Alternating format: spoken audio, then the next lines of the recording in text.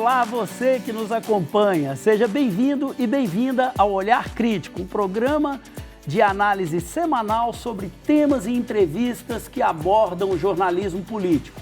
Este trabalho é feito pelo Centro de Crítica da Mídia e a pós-graduação em Comunicação Social da PUC Minas.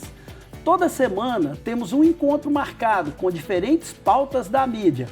Meu nome é Hércio Sena e eu estou acompanhado pelo estudante de jornalismo João Vitor Plá. Olá, João. Olá, Hércio. Olá, Regina. É sempre um prazer muito grande estar aqui nessa mesa para a gente discutir temas que são tão importantes. E a nossa convidada de hoje é a professora da PUC Minas, Regina Medeiros. Olá, Regina.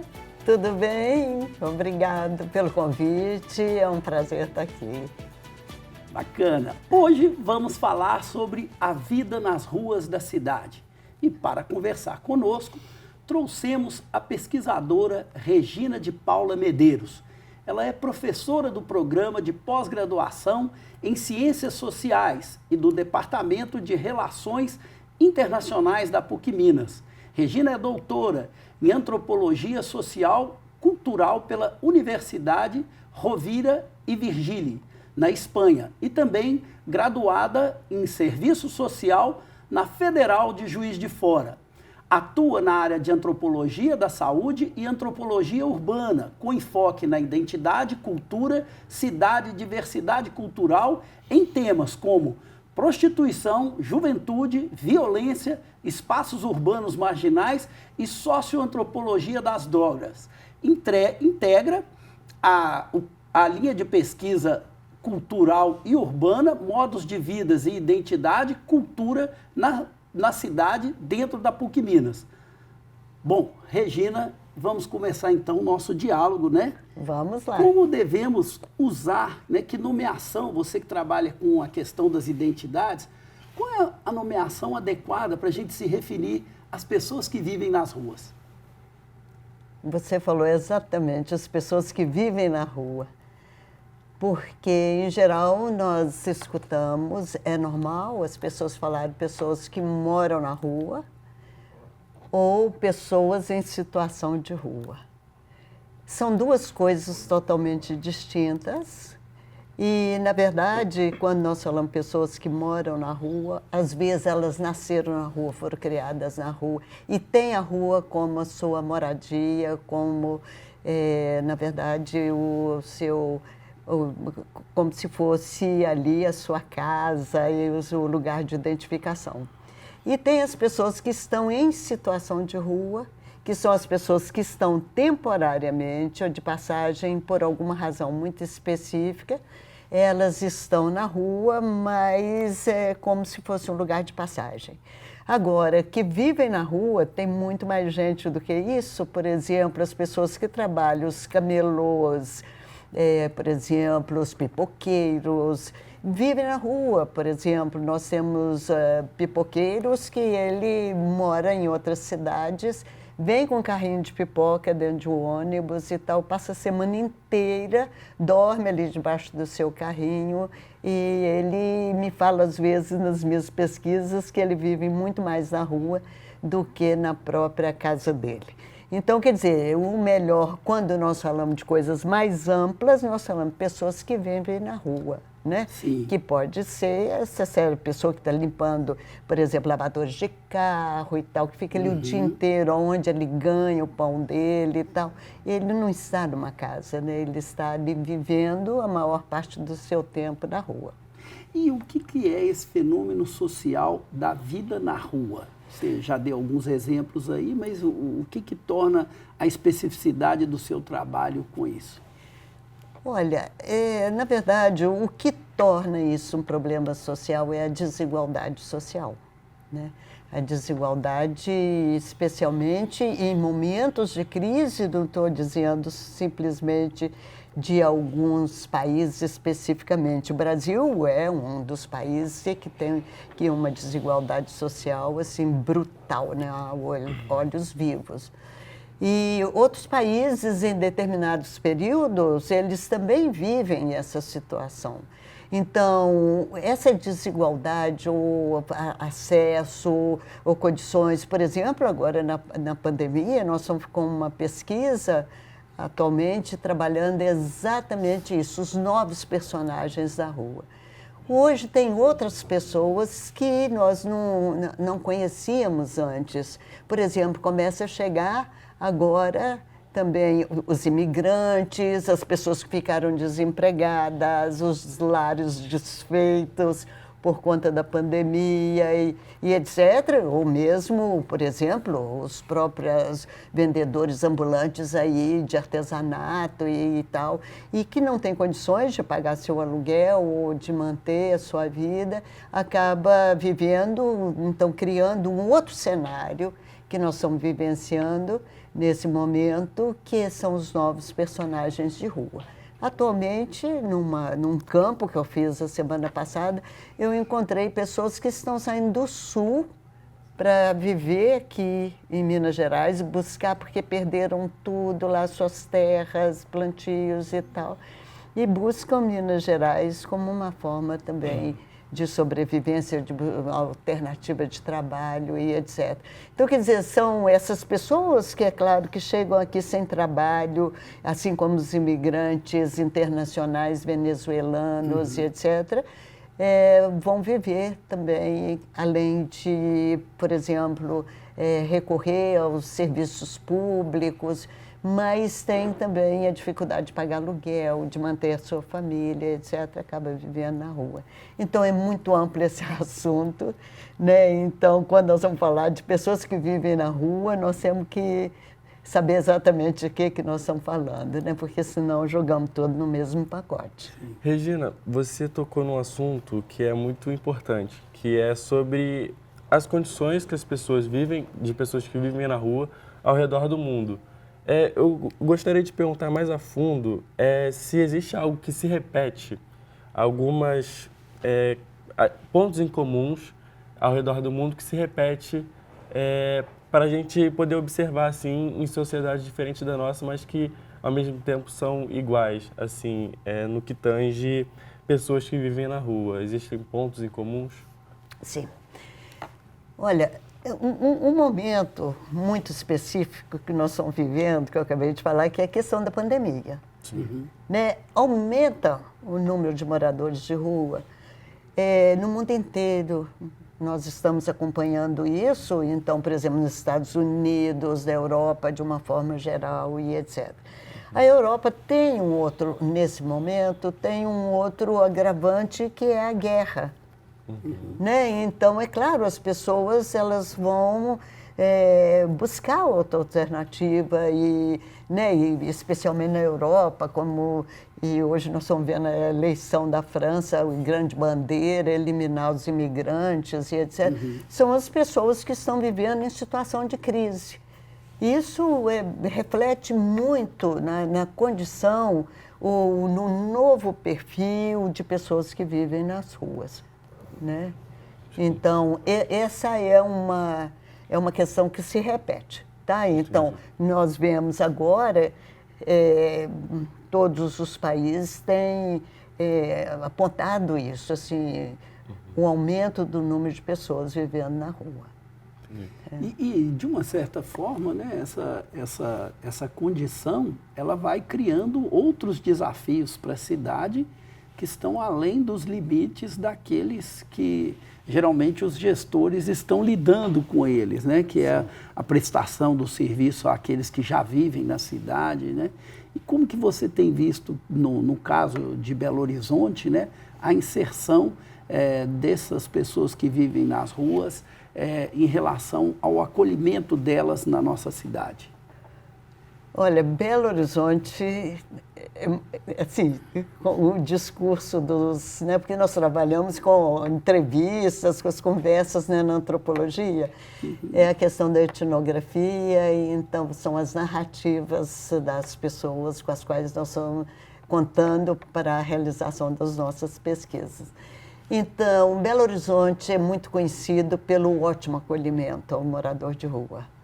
a violência policial é muito menor em relação a São Paulo, por exemplo, está vivendo situação gravíssima, né, na atualidade, né? Com esse fenômeno aí de alimentação, né, essas leis de proibição, alimentação e essa, né, também perseguição ao padre, né? Então, os trabalhos que ele faz, a pastoral de rua, como que eles fazem. Então, essa perseguição, na verdade, Belo Horizonte, a gente não tem esse cenário, tá? Nós temos cenário, por exemplo, na questão da pandemia, foram criados pela própria pastoral e depois em parceria com a prefeitura, com outras ONGs, locais muito específicos para acolhimento dessas pessoas. Inclusive a pastoral tinha um projeto muito bacana, que é o Canto da Rua, que, assim, para separar as pessoas, proteger e etc., durante a pandemia, distribuição de barracas, né? Vocês devem ter visto esse cenário nas cidades, né? Isso muda totalmente, né, o cenário do centro da cidade, principalmente, né, onde eles pegavam as barracas e colocavam os carrinhos e etc. E, claro, tem uma... Ao mesmo tempo que tem esse acolhimento, Belo Horizonte tem um trabalho, e é claro que não é um trabalho do serviço público especificamente ou somente, né? Tem parcerias com ONGs, principalmente as pastorais. A pastoral de rua faz um trabalho muito interessante, muito já histórico, né? Consolidado. Regina, a pergunta que eu te faço é a seguinte: como que as pessoas que vivem na rua, elas podem ser vistas como úteis para a gestão urbana, tendo em vista o neoliberalismo, onde a presença deles, principalmente nos hipercentros das cidades, ela pode ser usada como uma desculpa para intervenções urbanas. E como e para, tipo, o embasamento de megaprojetos que as cidades elas têm como objetivo fazer, e elas usam como desculpa a moradia de pessoas que vivem na rua para fazer esses megaprojetos. Como você avalia isso e como você pode contextualizar essa situação que acontece nos hipercentros da cidade? Tá ótimo. Então, é claro que população de rua é um alvo sensacional politicamente, né? Período de eleição, nós escutamos demais as promessas, tirar as pessoas às ruas e a visita a esses lugares onde eles estão concentrados e tal. Promessas incríveis de moradia, disso e aquilo. Passa as eleições, acaba tudo, né? Eles continuam ali. Então, quer dizer, nós chamamos de população marginal. A marginal é aquela que está no limite. Então, lançado mão de acordo com os interesses de um lado e de outro. Então, essa população é uma população marginal, que é lançado mão politicamente dos discursos e nos projetos também, né? O que nós sabemos por exemplo, a questão da maquiagem da cidade, né? E se a gente quiser traduzir um pouco mais historicamente, é a higienização urbana. Então, sempre nesses discursos ou nesses projetos é a limpeza da cidade. Retirar essas pessoas e tal. E, às vezes, isso não é nem tocado, mas intervenções absurdas que nós vemos. Por exemplo, colocação de pontos ali, por exemplo, pontiagudas, de cimento, de metal e tal, para proibir essas pessoas de dormirem. Teve uma vez que com uma pesquisa que eu estava fazendo, que eles iam fazer uma limpeza, uma higienização em determinados pontos, que eles fizeram? Jogaram soda cáustica. Tiraram as pessoas durante o dia, falaram, não, à noite vocês podem voltar. Aí jogaram soda cáustica. No outro dia, eram filas e filas nos postos de saúde de pessoas contaminadas, com problemas de pele, de respiração, de estômago e tal, por conta disso. Então, quer dizer que é uma população, sempre que a gente pensa na questão da marginalidade, que ela é um elemento necessário, ambivalente, e que, ora, serve para uma coisa, ora para outra. É como, por exemplo, esse caso de São Paulo que vem acontecendo aí, né, com essa perseguição ao padre. Por trás disso é toda uma questão política, né, que vem acontecendo. Então, é fundamental, é um alvo. Seria a hostilidade como política pública, né? Essa escolha por lidar com essa população de uma maneira absolutamente hostil, sem nenhuma outra forma de mediação? Olha, esse seria talvez um projeto político mais elaborado ou mais com um interesse específico para essa população. Porque, em primeiro lugar, né, quando se fala de pessoas vivendo na rua, eu gosto quando você fala disso, vivendo na rua, né? As pessoas que estão vivendo na rua, são projetos muito direcionados como se todas as pessoas fossem iguais e que todas as razões por estarem na rua coincidem. E não é isso, né? São projetos que deveriam, por exemplo, jovens. Nós vemos atualmente muito mais jovens que chegaram para viver na rua do que em outros períodos. Então, qualquer política, né, de implementação, por exemplo, de trabalho, de mão de obra, formação de mão de obra e tal, a principal demanda que as pessoas de rua têm é conseguir documento, que não tem documento. Então, quer dizer, como que uma pessoa vai conseguir trabalho ou vai ter, não sei, ir até um hospital, procurar um médico e tal, quem é você? Né? Não tem documento. Né? Como é que você prova o quê? Né? A política de Belo Horizonte tem procurado resolver um pouco mais, de uma forma mais dinâmica. Mas, ainda assim, esse é um grande problema que nós temos. Sim. A importância de ver, não como um todo, mas o indivíduo como uma pessoa que importa, né?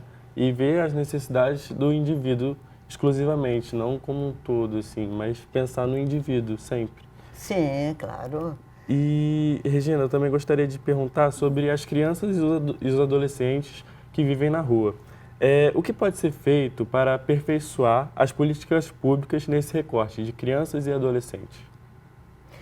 Olha, isso em Belo Horizonte não é muito frequente. Já teve outros períodos da história que isso era mais grave, sabe? E, na atualidade, nós encontramos muito pouca criança na rua, sabe? Pelo menos no âmbito das nossas pesquisas, que é mais da região central, onde concentra os albergues, as casas e etc, etc, né? Mas, então, aí nós não encontramos muitas crianças. As crianças, na atualidade, têm tido outras políticas direcionadas, como, por exemplo, a questão da escola integral e etc. Então, isso realmente vai solucionando essa problemática.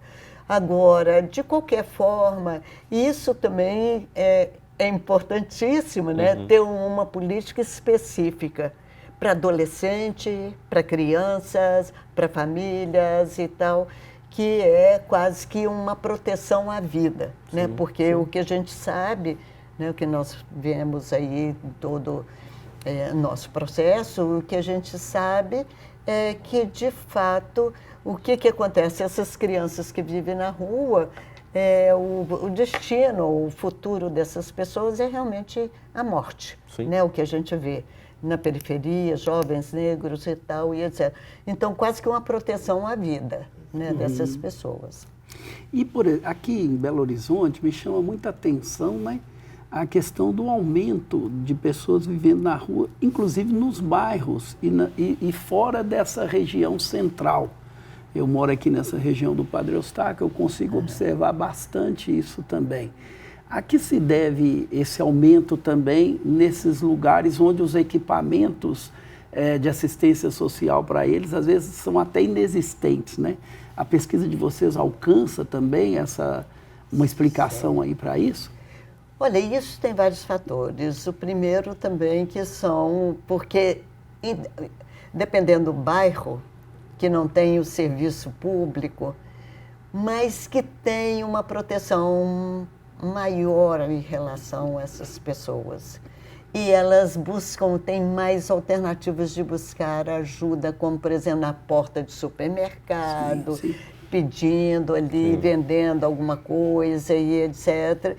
E a gente tem visto isso, assim, nos locais de pesquisa e fora deles também. Agora mesmo nós fizemos aí contagem, etc., também, que né, aumentou muito o número de casos exatamente em busca de trabalho, que lá é um lugar, né, que tem muitas empresas, ofertas de trabalho, possibilidades, pelo menos, de trabalho. Então, quer dizer, nós podemos ver esse tipo de coisa. Agora, então, nos bairros, as pessoas que saem, muitas vezes, não sei se você tem reparado, são pessoas mais idosas, que é um grande problema hoje. Hoje é um grande problema no Brasil, são os idosos na rua. E, às vezes, eles ficam ali no bairro porque já viveram ali, eu conheço as pessoas são mais respeitosas e etc. E, às vezes, eles mesmo têm essa dificuldade por conta até da condição física deles de ir viver no centro. Porque o centro né, é uma diversidade de moradores, de situações de violência, de transporte e etc., de fluxo e etc., né? E tem esses equipamentos, mas não tem outras coisas. E quando você olha, por exemplo, as pessoas que estão nos bairros, são aglomerados pequenos de pessoas, não são grupos maiores. Né? Às vezes é uma família que está ali, uma pessoa sozinha com seu cachorro, aí todo mundo dá ali alguma coisa para ele, trata. Ele faz parte daquele bairro, né? É como se fosse ele tivesse uma inserção ali no cotidiano das pessoas do bairro. E isso é muito favorável também a essas pessoas, né? Então, quer dizer, tem essa diferença também, né? O centro vai recebendo todo mundo de qualquer lugar. Eu acho que o centro, outro dia eu falei sobre isso, o centro da cidade é o lugar mais democrático que existe, porque ele acolhe todas as pessoas, independentemente de qualquer coisa. Regina, tem dentro do seu trabalho, você trabalha com a discussão da identidade. Sim. Isso é um ponto fundamental para nós, nos estudos de comunicação, nos estudos de antropologia, de cultura. E eu gostaria que você falasse um pouco sobre a importância do reconhecimento no trabalho de vocês e dos equipamentos sociais para essa população, que geralmente é vista como uma população, como você mesmo falou no início da entrevista, uma população marginal. Sim. Olha, antes de nada, as pessoas se autorreconhecem. Sim. Tá? Quem que é você? Né? Ah, eu sou morador de rua. Você é morador de rua? Você... Né? É ele que define a sua identidade, embora tenha alguns segmentos sociais que não acreditam que uma pessoa gostaria de morar na rua. Né? Tem gente que mora na rua, gosta de morar na rua, ou por uma situação muito precária na própria casa ou na própria condição de vida dele, e a questão da sociabilidade, que é muito interessante, que às vezes fica sozinho e tal, e etc. E vai, então, ali nós vemos, às vezes, aí nesses equipamentos públicos mesmo, Às vezes a pessoa chega, né, tem o projeto para ele chegar e é acolhido ali, então é direcionado para, por exemplo, documentação, ou trabalho, ou formação de mão de obra, ou alguma coisa, ou às vezes moradia. Né? Porque Belo Horizonte tem esse projeto, especialmente nas ONGs, bastante claro, a pastoral e tal, de moradia. Essas pessoas, às vezes, elas têm todo esse processo, mas eles voltam para aquele equipamento público, porque ali são os colegas, as pessoas com as quais ele conta caso e ri, e descobre coisas, né, na cidade, etc. Então, como é que você identifica uma pessoa dessa? Eu conheço um morador de rua que tem 23 carteiras de identidade. Nossa. Uai. E como? E como ele vai utilizando isso de acordo com o que interessa, o que a situação o coloca, por exemplo. Né? Se é polícia, com a polícia, ou se é para arranjar um trabalho, ou é para entrar por exemplo, num posto de saúde, num atendimento médico e etc. Né? Então, quer dizer, a questão da identidade, né, e como que as pessoas elas estabelecem as relações delas também entre eles e entre os espaços da rua, também vai depender muito também de como a pessoa se reconhece, sabe? A questão da identidade mesmo. Eu sou imigrante, você é um imigrante? Não, não sou imigrante, eu sou uma pessoa, sou um brasileiro e tal. Então não é imigrante, é brasileiro. Então, mas às vezes os nossos projetos, eles são muito políticos, eles são muito direcionados no sentido de catalogar as pessoas, quase que colocar um rótulo para que as pessoas tivessem aí ambulantes com aquele rótulo ali diante do seu próprio corpo, né? Então, isso que você falou, cada pessoa, cada grupo social é um grupo, porque se é uma família que vive na rua. É diferente de um jovem que saiu do interior, veio tentar a vida aqui, foi roubado o documento e tal, e etc. Sim. E aí, quem que é essa pessoa? Com quem que ele conecta, né? Não dá para rotular, né? Não dá para rotular, de forma nenhuma. É uma população variada, embora a gente pense que não. Exatamente. No começo da entrevista, você citou um conceito, um termo muito importante para os estudos dos espaços urbanos. Esse é o conceito da etnografia. Esse termo é muito importante. Você pode nos dizer o que ele significa e como ele pode colaborar para os estudos dos espaços urbanos? Olha, isso ao longo da história dos pesquisadores sobre campos marginais, populações vulneráveis, o mais indicado é a etnografia. Porque a etnografia exatamente vai trabalhar, né, compreendendo, né, inserindo naquele contexto e compreendendo os significados, as percepções e os sentidos atribuídos tanto ao espaço, como às pessoas, como às relações e etc. E isso na escuta da narrativa do sujeito, como ele interpreta aquilo. Né? E que isso, de fato, com essa população marginal, né, que é o meu campo de pesquisa, né, que eu trabalho com drogas também, etc. Então, nesse campo de pesquisa, é muito difícil essas pessoas serem ouvidas por outras pessoas. Então, elas têm esse desejo, essa necessidade de contar a sua vida, ou interpretar o seu mundo e etc. Então, o mais indicado é a etnografia para os campos marginais. Né? É claro que tem outras pesquisas super importantes, os censos e tal, pesquisas quantitativas também que são importantes, inclusive para a gente perfilar esse campo, né?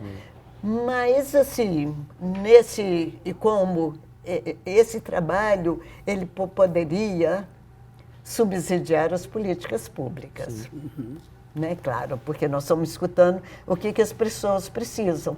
Né? Então, teve um dia lá numa sala de aula minha, lá, entra um grupo de estudantes pedindo licença para falar, fazer uma campanha. Então eles estão pedindo cobertores e tal, para moradores de rua. E eles não sabiam que eu trabalhava com esse tema. E eu perguntei para eles, no final, faz aquela campanha, fala tudo. Eu perguntei, eles, mas para que vocês estão pedindo cobertor? Ah, porque está entrando o tempo do frio. Eu falei assim, para você. Agora você sabe o que eles querem? O que eles precisam? O pessoal imagina, né? Vocês acham que eles não precisam de um banheiro, por exemplo, sabonete, pasta de dente, um batom para as mulheres? Né? O que eles querem? A gente não pergunta. É, verdade. Né? Você chegou a citar o projeto de lei 445 de 2023, que é o projeto que disciplina ou cria regras para a distribuição da alimentação para as pessoas que vivem nessa condição na cidade de São Paulo. Eu queria que você comentasse um pouco mais como você vê esse projeto, que análise vocês fazem deles, né? O projeto está até suspenso nesse momento, né? Mas, assim, não é um bom conselho para a gente seguir na nossa cidade, não é isso mesmo, Regina? De jeito nenhum, isso é um absurdo, né? O que a gente escuta, por exemplo, que nós também entrevistamos muitas pessoas que trabalham em restaurante, em bares e tal, como que é a relação deles, como é que eles, né, acessam essas pessoas, ou como é que eles podem também acessar os bares para ir ao banheiro, ou, sei lá, tomar uma água, alguma coisa assim e tal. Então, é muito comum a gente ouvir o restante, por exemplo, no final do dia, panelas cheias de comida que não foram utilizadas, né, que não foram vendidas e que não podem ser utilizadas no dia seguinte. O que eles fazem com essas comidas? E um tanto de gente do lado de fora, ali, sem alimentação, por exemplo. Então, é claro que isso é uma proposta política, né, de interesses variados aí, né, se a gente analisar bem esse projeto, né, de quem vem, como que ele foi elaborado e quem está apoiando esse projeto e etc. Isso é uma desigualdade total. Outro dia, no meu prédio mesmo, eu conversando com uma pessoa que falava assim, olha como que eles são porcos, eles tiram... vão comer comida, primeiro, comer comida de lixo. Eu falei, será que eles são porcos mesmo? Ou nós mesmos que desperdiçamos essas comidas, que não comemos essas comidas e deixamos para eles? Por que a gente não organiza isso de outra forma? Né? Então, quer dizer, e tem também, por exemplo, essa questão que é um pagamento absurdo de multa, né? No sentido mesmo de proibição dessas pessoas distribuir alimentos. E isso a própria, né, eu acho que a própria igreja, as pastorais e tal, que fazem um trabalho, as igrejas de uma forma geral, né, não só a Igreja Católica, outras igrejas também, que fazem um trabalho muito importante, né, de distribuição de alimentação lá com eles, perguntando, não gosta daquilo, gosta de outro e tal, né? Então, eu vi, por exemplo, uma pessoa que, uma dessas distribuidoras de comida, e colocava no saquinho plástico, sabe, sopa. E eles começaram a destruir aquilo, porque aquilo parecia vômito que as pessoas estavam levando dentro de um saco plástico. Eles comem dentro de um saco plástico na casa deles? Né? Então, quer dizer, são coisas aí, esse projeto, né? Eu acho que de forma nenhuma. Teve todo um movimento, ele foi paralisado por conta de movimento social, as pessoas foram para a rua, né? Isso é um absurdo. Regina, eu queria te perguntar sobre a mídia agora. Como que a mídia ela pode ajudar para diminuir os estereótipos que existem de pessoas que vivem na rua como criminosos, como violentos? Como a mídia pode colaborar para diminuir esse estereótipo? Eu acho que um bom exemplo é o que vocês estão fazendo, né? ao invés de passar, eu acho que essas informações quase que empacotadas, trazer essa discussão. Sim. Né?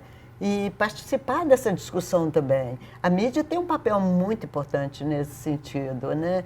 De fazer também uma aproximação com essas pessoas ou com os pesquisadores, né? Que, como eu disse, teria que ler os nossos pesquisas, né, as políticas públicas e tal, e também divulgar isso. Sim. Né? Eu acho que isso é um papel fundamental. Você já se indignou com alguma coisa que você leu assim num jornal, uma matéria que você viu na TV, que que colabora para construir uma visão completamente equivocada sobre isso que você trabalha, principalmente em relação a essa população? Como é que você vê, de uma maneira geral, o enquadramento que essa população aparece, né? Ultimamente a gente tem ouvido aí muita discussão em torno do padre Lancelotti lá em São Paulo. Como é que você vê? Você acha que a mídia tem dado um tratamento pelo menos adequado a essa questão? Olha, eu acho que a mídia, nessa questão específica, né, conforme a sua pergunta, é uma coisa que a gente fica realmente chocado. Eu vi uma situação assim que ainda em discussão sobre esse tema, e eu vi a polícia violentando moradores de rua, sabe, chegando e arrancando coisas e tal. E nós vimos aqui também em Belo Horizonte, nós já assistimos, por exemplo, esse caso, conforme eu falei para vocês, da soda cáustica, Sim. que isso é uma coisa impressionante e, de fato, a mídia não divulgou absolutamente nada disso e nem fez essa discussão. Esses grupos marginais, né, entre aspas, que são os grupos vulneráveis socialmente, eles são tratados com muito rótulos, né, e não uma discussão mais específica, conforme nós estamos fazendo aqui, né? Então, isso nas universidades, nas salas de aula, nas pesquisas mesmo.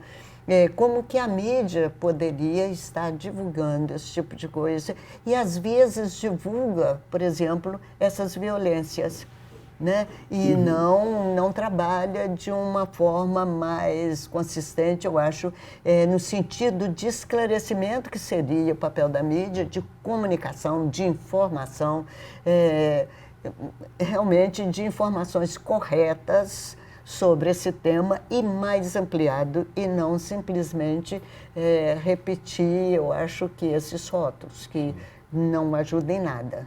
Sim. E você acha que, nesse caso, né, por exemplo, a própria integração desses sujeitos, ela fica comprometida na medida que essa representação estereotipada deles também orienta a atitude das pessoas com eles, no trato, na relação, né? Com certeza, com certeza. Isso é muito comum, por exemplo, nas pesquisas, quando eu vou nos restaurantes populares, eu pergunto às pessoas, você vem a primeira vez, uma pessoa assim vestida como você e tal, eu venho a primeira vez e tal, o que você achou? Ah, não, ali tem morador de rua, é sujo, é nojento e tal, e etc. Isso aí, assim, ele está usando o mesmo equipamento público que qualquer cidadão poderia utilizar, e ele tem esse preconceito. Já teve, inclusive, assim, demandas que no restaurante popular tivesse mesas específicas para essa população, para que ela não estivesse circulando entre as pessoas. E isso, conforme você disse sobre a questão da identidade, a sujeira é uma coisa que né, do ponto de vista social, nós podemos fazer várias explicações sobre essa questão e tem várias teorias para trabalhar com essa questão da sujeira e tal. Mas a sujeira é um elemento marcante em relação à percepção que as pessoas têm sobre moradores de rua. E aí, com a sujeira, então, perigo de doença, de violência, de tal e etc. Né? E a maioria das vezes as pessoas não não são nada disso, né? Elas estão ali numa situação tão precária e às vezes até fisicamente que ele não consegue, por exemplo, atacar uma pessoa, né? E outra coisa que na rua é muito preocupante, quase que uma regra, do uso de armas. As pessoas não usam armas, né? Então, entre eles mesmo, tem essas definições. Eles têm um cachorro para proteger, tem um colega e tal, e etc, etc. Então, assim, qual que é o critério ou o eixo básico para um morador de rua ou a pessoa em situação de rua ser apontado como perigoso e violento e etc. Com base em quê, exatamente? Né? É uma questão moral. Moral. Bom, esse debate é muito importante e certamente a gente vai voltar nele aqui outras vezes, né, Regina? A gente conta aí sempre com a colaboração de vocês, mas agora a gente vai para o nosso momento de indicação cultural, que é o momento panfletagem. Sim.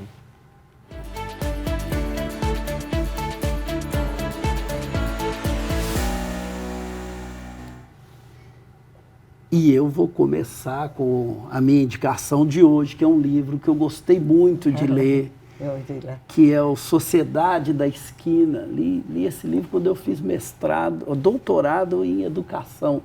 Foi um livro muito importante para a minha formação. Ele é um livro escrito, né? Ele é um livro da década de 30, do final dos anos 30, né? O autor decidiu estudar um bairro pobre italiano em Boston e ele morou lá durante 4 anos, uma boa experiência etnográfica, né? E antropológica, né? Ele viveu junto com os pesquisados e, ao contrário do que se pensava na época, ele vai mostrar, ajudar a desconstruir os estereótipos e dizer que a vida social daquela população era extremamente organizada, e ele vai mostrar os requintes dessa forma de organização. É um trabalho de alto interesse interdisciplinar, útil para pesquisas em diferentes campos do conhecimento, e eu acho que ele era ideal para fechar aqui a nossa conversa. Bateu direitinho desse trabalho, né? Em torno desse diálogo com a Regina. João, o que você tem para hoje? Então, para hoje tem o livro Vidas Secas, do Graciliano Ramos. É um clássico, né, da nossa literatura. No ensino médio a gente é obrigado a ler, né? Mas foi uma boa obrigação, né? É uma boa obrigação. Só que tem essa edição que eu reli esse ano, Vidas Secas. E essa edição é muito interessante porque no final do livro, você lê todo o livro da forma que o livro é, e no final o coautor, digamos assim, ele faz um resumo, uma síntese de como é o livro, faz umas análises assim muito legais, muito pontuais. Então eu gostei muito dessa edição e eu recomendo aí para todo mundo, e é sempre bom um clássico, né? Eu gosto muito. Também, eu também gosto. Os dois, o seu também é um clássico, né, dos campos marginais. Pois é. E você, Regina, o que você tem para nos indicar hoje? Eu vou indicar aqui Vida na Rua, que foi uma, na verdade, foi uma edição de uma revista especial, um dossiê, que ele foi organizado, então, por mim e pela Cristina Filgueiras, que é minha colega aqui, né, das Ciências Sociais, Pichon, Pasquale Pichon e Gabriel Bertiquet, que, na verdade, são os 2 franceses que trabalharam com a gente na edição dessa revista, publicada pela Civitas. Ela reúne uma série de artigos, inclusive de autores nacionais e internacionais, e que trabalha exatamente a vida na rua, né? Em várias modalidades e aspectos. Recomendo isso. Muito bom. Então, a gente vai ficar por aqui. Te agradeço, João. Muito obrigado, Hércio, Regina. Foi um prazer imenso estar aqui para discutir esse tema que é tão importante. Obrigado, Regina. Obrigado pelo convite, foi um prazer enorme, estou sempre à disposição, é um tema que eu acho que a gente tem que colocar, conforme nós falamos aí na mídia, né, e trazer uma discussão sobre isso que é muito grave, que vem acontecendo nos últimos tempos. Bacana. Obrigada. Agradeço muito a vocês. E assim terminamos o nosso programa. Lembramos a você que ele também está disponível no YouTube e nas plataformas Spotify e Deezer. Nos acompanhe por lá também, nos siga no Instagram. Um grande abraço e até a próxima semana.